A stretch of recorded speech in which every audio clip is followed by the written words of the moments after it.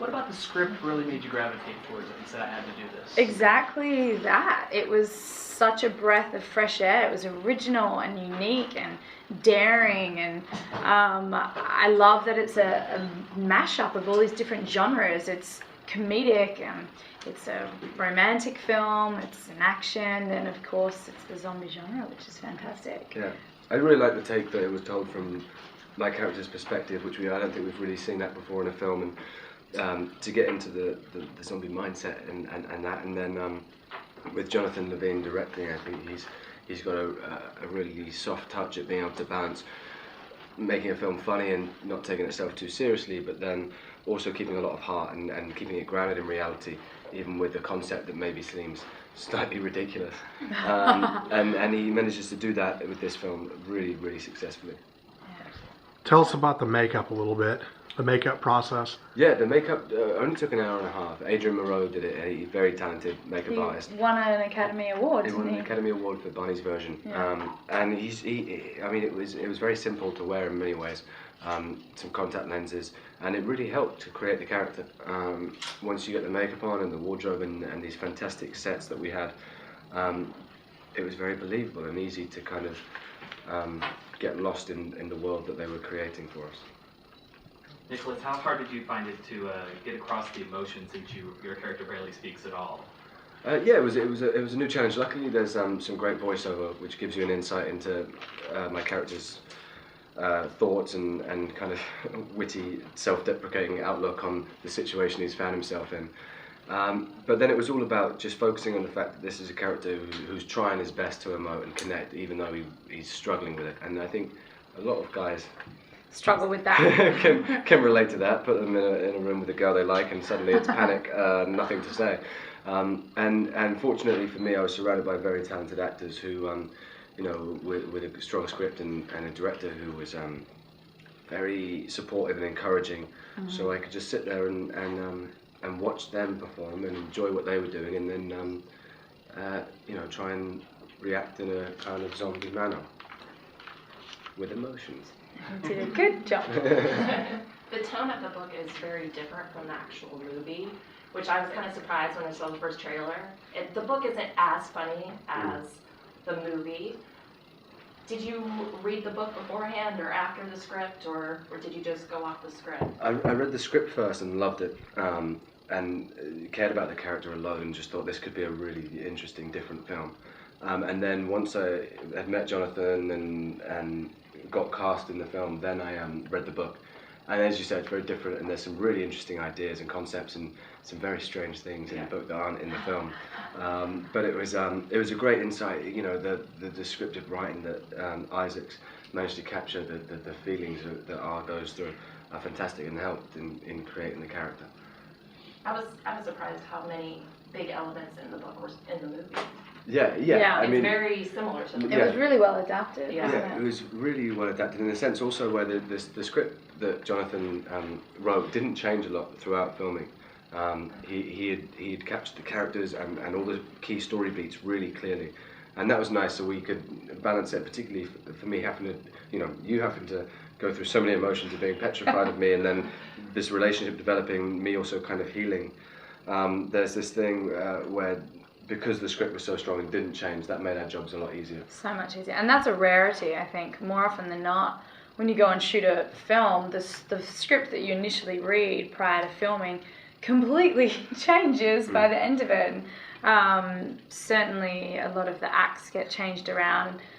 It was fantastic. It's very liberating as an actor to just put your trust in the director and the material they've written, because it's so strong. And I think, yeah, that's really a great blessing for you as a performer.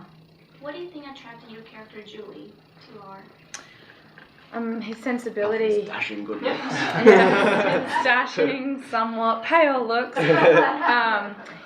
Look, his way, his beautiful way about him, his light spirit, the way he is so sensitive and he just wants to look after her and just take care of her, and he wears his heart on his sleeve, and she knows he's a good guy, and he's trying so hard, and she sees that he actually is making the best of this horrible situation he's in. And I think she sees that in her own self too. She can relate to that. She's been thrust into this world, this horrible, dark world where her mother's been killed and her boyfriend's now missing, and she's this bright light amongst this dismal community, and I think ours the same way. Nick, you had played a beast in a previous movie where you have a human and kind of mutant element, and now you're playing a human with a zombie element. Is there something that attracts you to, I guess, being a blue character, or just in general? He's into blue. Because that split persona is very fascinating. A lot of psychology goes into the film in general, but you being a zombie and a human, can you explain that process of that what attracts you to that? A lot of the time, these characters are outsiders, and I mean, I enjoy as an actor being able to completely try and transform and morph and not sound like myself or look like myself or move like myself, because then I find it's not as difficult to watch when you're sitting in the premiere. If you sound and look like yourself, then you're like, it's terrifying. It's really awkward. So with these, I like being able to do that, and I like trying to bring a human quality and soul to those sort of characters. I've kind of lost my train of thought at the moment, but. That was well answered. Was that a full answer? Did I finish that? I'm good. Yeah. I mean, I guess I like wearing a lot of makeup at work. Yes. Not at outside. Work. At work. Key at work, not outside. But it's fun, and they're characters that I've related to and cared about. Was there one scene or sequence that stands out as being the most fun to shoot? I think we both think, that sequence where me and my friends, we've gone out to get the medical supplies and we're in there, and it's the first time the zombies kind of come and stampede in, and they, it's the first moment you lay eyes on my character, and it's obviously a pivotal moment in the film. Yeah, so much happens in that short period of time where we attack, I get shot. It's going crazy. You're eating brains. Full action sequence, I eat Dave Franco's brains and relive his memories. The idea in this film is when you eat a person's brains, you gain their memories. So I do that and see his memories with Julie's. Whilst I'm like shooting a shotgun and sliding on my knees and killing zombies. And then it's the first time we interact, and there's just a lot going on, and it was a fun sequence to shoot. That was really fun. And we shot over 3 days. It was great. There's a smoke machine and squibs going off and stunt people, and I'm throwing knives at him. Yeah, and he stabbed me. I get shot and stabbed stab him. Really early on. I get shot twice I'm in this crying. There was a lot in that sequence, but that's what makes it our favourite one, I think. Yeah, and any scene with Rob Corddry, because the guy's hilarious and would make me laugh Probably most of the time. He was such a crack up. Yeah. The communication was just beautiful between you two, even though... It was very male communication anyway. Most of the time, guys don't have the best talk. It's like sitting at a bar and they're watching the sports.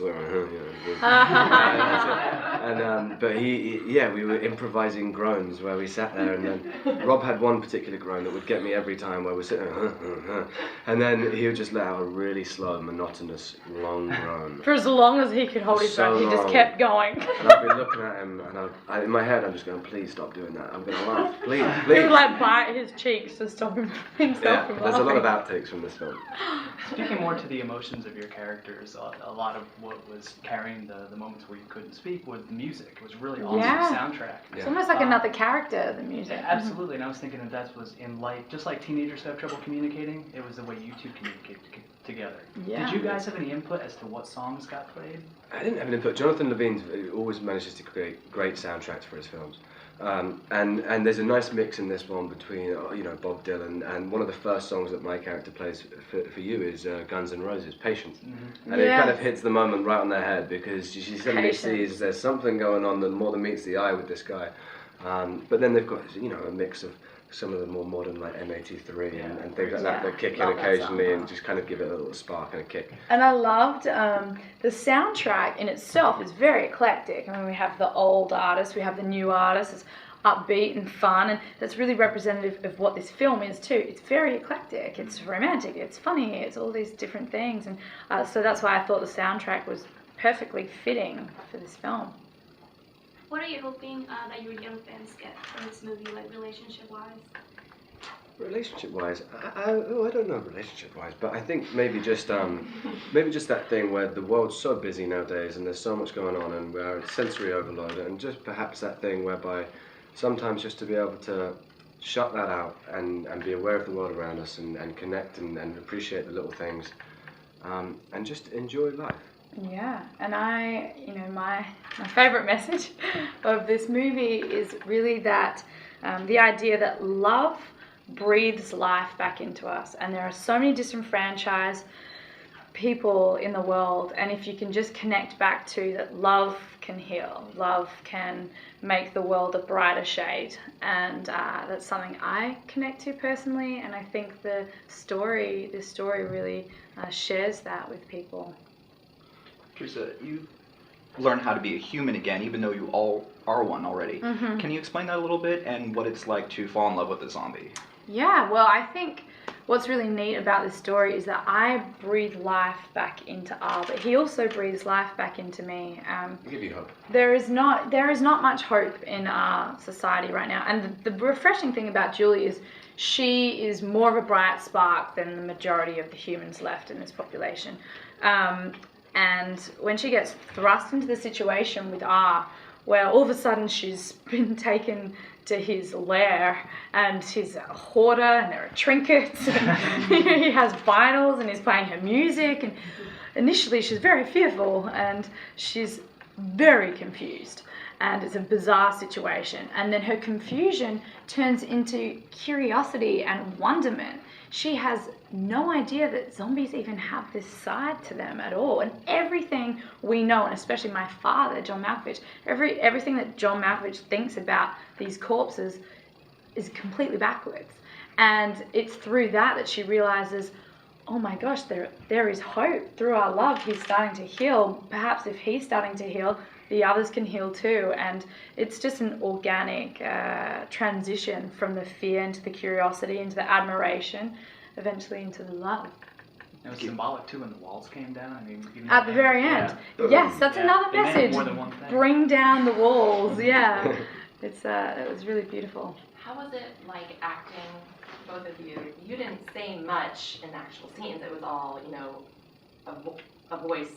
And you didn't really get any response from him. So what's it like acting like that versus constant dialogue versus a lot of silence? I love the beauty in the silence. I have to say, so much is said when we're just looking at each other, and I think the way he is and his stillness and how he's able to emote so much just through his eyes and his body language has such an effect on Julie. It also calms her down, slows her down.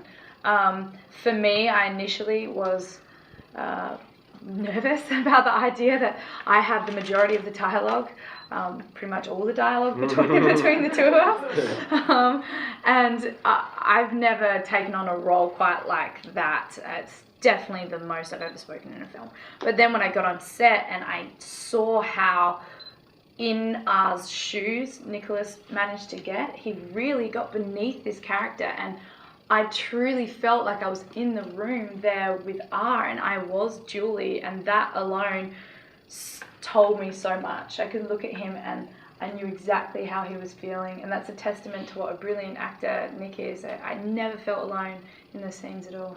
Yeah, it was something whereby when I got cast, there was obviously a really fine balance to strike, because I wasn't saying a lot or being able to do a lot in the film. We needed someone for Julie who had a real positive spark, energy around her, someone that you could believe, and Teresa completely had that from the first reading we did together. I remember at the end of one take, there was a moment where I'm sitting there, and then she gave me like a little nudge and a grin and a smile, and I sat there, and it was like this little heartwarming moment where I was like, okay, this is a girl that I could understand not wanting to eat her brains, and being able to create change within me, and then it was really nice on set because I could just sit there and enjoy your performance and watch, and then sometimes get so wrapped up in it that I'd forget my like one line for a whole scene. Oh, it's funny. I knew your lines as well. I'd be like, safe. That's it. And I'll be like, I'll be watching. I'll be like, It's like, so either this is really safe good. or She's doing not great. eat. Wow, this is different from last time. Oh yeah, interesting. And then I'd see you stop and pause, and look at me, and be like, hang on a minute. And I'm like, not eat. Oh, not eat. Oh yeah, I'll say that. What was the most challenging physical, I guess, thing you had to do for the film? That whole end sequence was pretty difficult. The sprinting, Yeah, zombie run is difficult. the zombie run. Zombie shuffle, okay. Because I was really going for it. I was Teresa's in quick. my action I was mode. like, oh Okay. man, I'd been practicing on the treadmill in the gym and running around in the car park and all this sort of stuff. But then it's like, yeah, it's weird. And That uncoordinated, because I'm obviously quite the athlete. So to not run it under 100 meters in 9.3 seconds. So how many times did you have to film that? Well, that's the thing is we filmed that whole, it was maybe like 3 weeks of the ending where pretty much we're running all day. And Oh, wow. what they would do is they would mount the camera on the back of a golf cart and they would drive in front of us and someone would be on the back filming. But we have to keep a specific distance, and they're the ones that set the speed. So we actually have to keep up with the golf cart. And so you can't get tired. You have to just keep on running. Oh, wow. And you really feel like you're running for your life. It's quite interesting. So what do you guys prefer? Olympic sprinter zombies or slow-moving zombies? And what are your go-to zombie flicks? My go-to zombie flick would be Shaun of the Dead. Nice. 28 days later for me. I don't know about the zombie movement thing. I haven't fully, because in this one, I shuffle, but I can keep pace. I can run, but not like a super Split in the athlete. middle. It was an awesome hybrid, actually. You in that that stadium scene trying to keep up. It wasn't. Yeah, I feel as though it would have been strange if I had suddenly just been It was like, just like, and then that's not the character, If he could suddenly be a really great kind of strong. Support, I don't know, athletic character like that could win fights easily and stuff. that That's would not what change the character's- dynamic of the relationship. Yeah, it's not what the character's about. So I think we managed to find a balance between the two. Nicholas, big movie fans know who you are, of course. It's a bad boy, but you're with this and your upcoming slate of films. It seems like you're about to really become a star. You feel like you're prepared. It is. I don't think that's the case. He's so humble. He's obviously going to be a huge movie star, and he deserves it. You don't count your eggs before they're hatched. Is that the right Yes. phrase? But it's a thing where I've been very fortunate recently to have a good run and work with talented directors and play characters that I really like in films that seem to be being well received. But I just like to keep on working. And he's a breath of fresh air as well, because he's so humble and down to earth and normal, and that's really sweet. And I know that everyone who's worked with him wants to continue working with him, and so he's got a really good reputation. It makes people want to work with him. Fun question for you, Nick. Do we just get an R at a press We did. Sorry. Fun question for you. If you could eat the brains and just the memories of anyone in the world, who would it be? I've said a few different answers. Yeah, me too. I started off with Henry VIII, and then I went Tina Turner. You went Tina Turner. That's right. And I've Don't kind get of- us confused. I've kind of been all over the place. I'd like to ingest the mind of like a really intelligent scientist or great that's philosopher or Einstein. something, or psychologist or something. But then I feel as though that might destroy me and turn me into, or I wouldn't understand it. You just went, So- whoa. Yeah. So I'm not. Elizabeth Taylor for me. Elizabeth Taylor. Yeah, old school Hollywood, all these incredible stories in her life, and the Richard Burton, that would have been interesting. But yeah, it would have been great to see what old Hollywood was like. Yeah, I'm gonna go with Freddie Mercury. I think I watched a documentary on him recently, and the guy was incredible. Pretty cool. One more question. Isaac writes on his blog, clearly there is something uncool about writing sequels. None of the writers whose careers I hope to emulate have done it. In serious literary circles, it is just not done. The thing is, I'm writing a sequel. So if there was a movie to be made for a sequel, would you be in? I would love to play Julie again. I think if this film finds a wide audience, then I would absolutely love to pick up where we left off and continue to tell the story. Yeah, I'd love to work with everyone again, and I enjoyed the character a lot. And you wouldn't have to wear a bunch of makeup this time. Well, who knows what would happen? Yeah. But yeah, there's no set plans for anything at the moment. We just hopefully people will like this film. Yeah, it's definitely on the forefront of that young adult, Yeah. Twilight and the Catching Fire. Yeah, it's like in line with those, and so I wish us all the best. We can Thank get you. even some of that audience. That would be great.